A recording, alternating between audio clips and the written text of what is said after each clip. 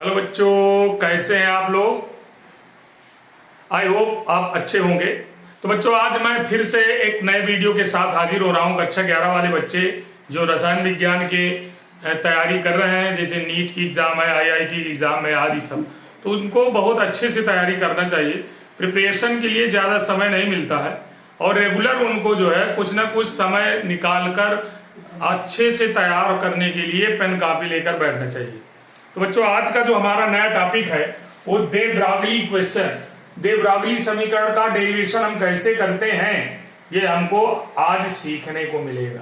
तो बच्चों, हमारे केमिस्ट्री फ्यूचर क्लासेस में रोज रोज नए अपडेट होते हैं, फिर भी आप लोग स्किप करके देखते हैं वीडियो को। ये आप गलत करते हैं। जब तक वीडियो को शुरू से अंत तक नहीं देखेंगे तब तक कोई भी डेरिवेशन आप अच्छे से नहीं कर पाएंगे। इसके लिए आपको रेगुलर पेन कॉपी के साथ कार्य करना पड़ेगा, तभी आप रेगुलर आप अच्छे से बन पाएंगे। तो बच्चों, दे ब्रॉगली समीकरण का निर्माण वेवलेंथ से है। ये क्लास 12 में फिजिक्स में भी पाया जाएगा और क्लास 11 में भी पाया जाएगा। इसका डेरिवेशन कैसे होता है ये आप जान लीजिए। आपको हम बता दें जानकारी के लिए, हमारी जानकारी में अगर हम कोई कण तरंग के रूप में गति कर रहा है, आप जानते हैं तरंग ऐसे ऐसे ऐसे चलता है, ऐसे तरंग गति होती है। एक तरंग से दूसरे तरंग के बीच की दूरी को हम तरंगदैर्घ्य कह देते हैं। तो इसमें बच्चों, और ये जो कण तरंग से जा रहा है, किस वेग से जा रहा है, उसका संवेग क्या है। तो दे ब्रॉगली ने क्या किया था, किसी अति सूक्ष्म गतिशील कण के लिए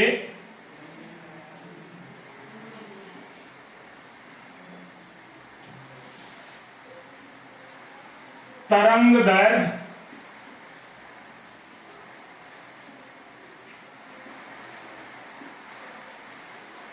लैम्ब्डा तथा संवेग p में संबंध ज्ञात करने के लिए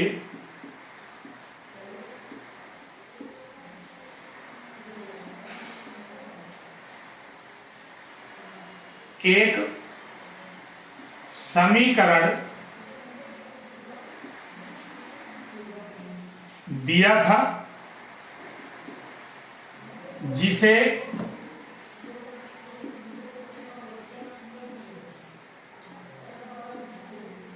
दे ब्रॉगली समीकरण कहते हैं।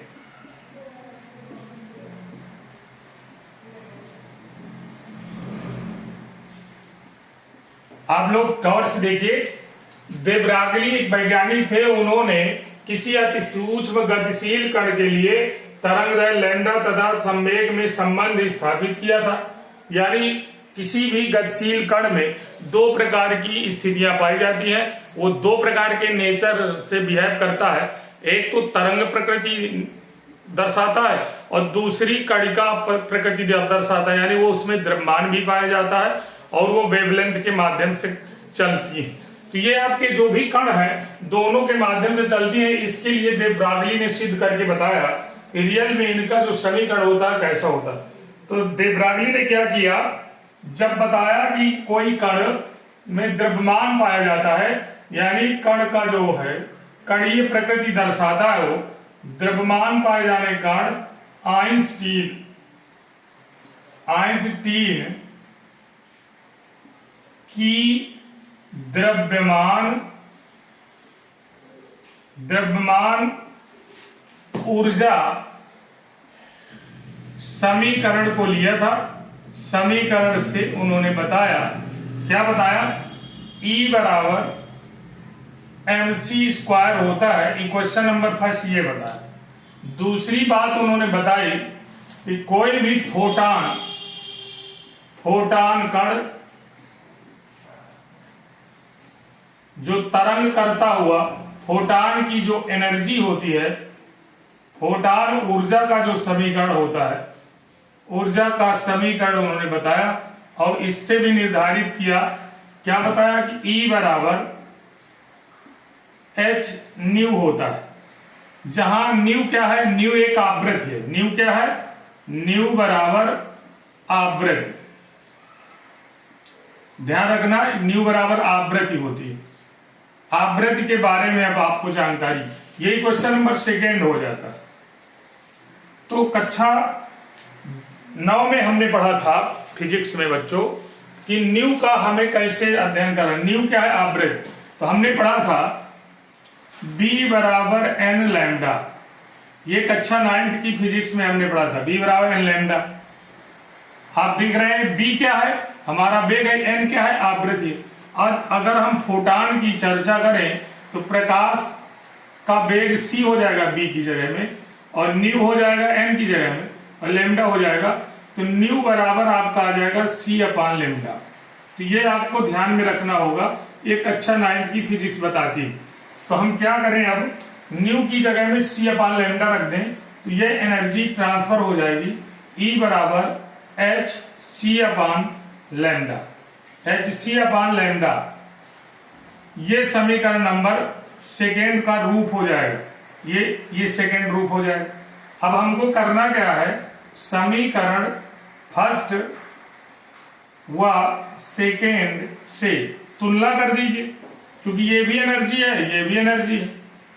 तो क्या हो जाएगा, ये mc² बराबर hc अपान लैम्डा, c का स्क्वायर c से कैंसिल हो जाएगा, mc का भाग दे दिया जाए, लैम्डा इधर ले आए, तो लैम्डा बराबर हो जाएगा h अपान mc।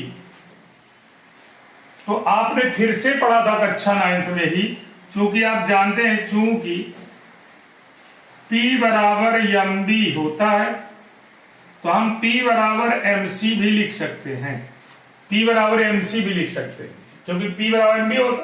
तो हमारा जो फार्मूला जनरेट होकर सामने आएगा बच्चों, वो आएगा लैम्डा बराबर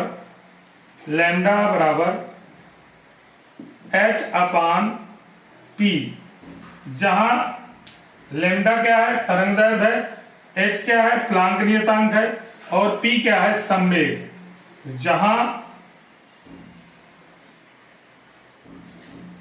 लैम्डा बराबर तरंगदैर्घ्य,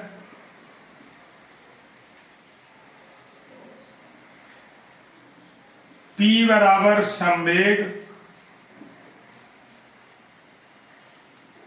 h बराबर प्लांक नियतांक। तो बच्चों इस प्रकार से हम इस समीकरण का प्रतिपादन कर लेते हैं। अगर ये प्लांक नियतांक है, अगर चाहें तो हम इसको इस तरह भी लिख सकते हैं, h हमारा एक कांस्टेंट वैल्यू है, तो लैम्डा बराबर 1 अपान p हो जाएगा, यानी लैम्डा प्रोपोर्शनल 1 अपान p। इसमें आप लिख सकते हैं, अतः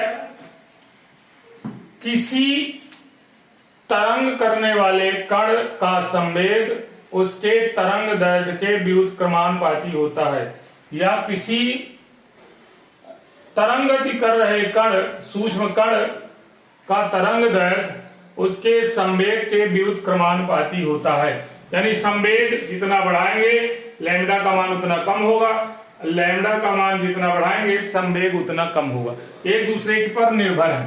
तो ये रहा आपका दे ब्रागली समीकरण।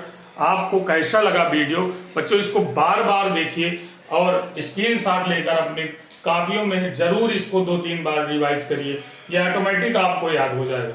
और इसके पहले वाले वीडियो में आपको लैम्डा का मान भी देखा गया है, और लैम्डा का मान हर जगह हर तरंग के लिए अलग अलग होता है। और यहाँ पर ये जान लीजिए कि ये जो प्लांक नियतांक h की वैल्यू है वो आपकी कांस्टेंट वैल्यू है, वो दी रहती है, वो पिछले वाले वीडियो में आपको दिया गया। यहाँ भी बता दें हम कि प्लांक नियतांक h की वैल्यू कितनी होती है, तो h बराबर होता है 6.626 गुणे 10⁻⁻34 जूल सेकेंड। ये आप प्लांक नियतांक की वैल्यू हो जाती है। तो बच्चों बस आज यहीं तक, कल फिर नए वीडियो के साथ हाजिर होंगे। जो बच्चे नए हों वो पुनः आप इसको सब्सक्राइब कर लीजिए, जिससे मेरा नया नया वीडियो डालते ही आपको नोटिफिकेशन आपके सामने आ जाए और इन वीडियो का आप लाभ उठा सकें। तो thank you, have a nice day.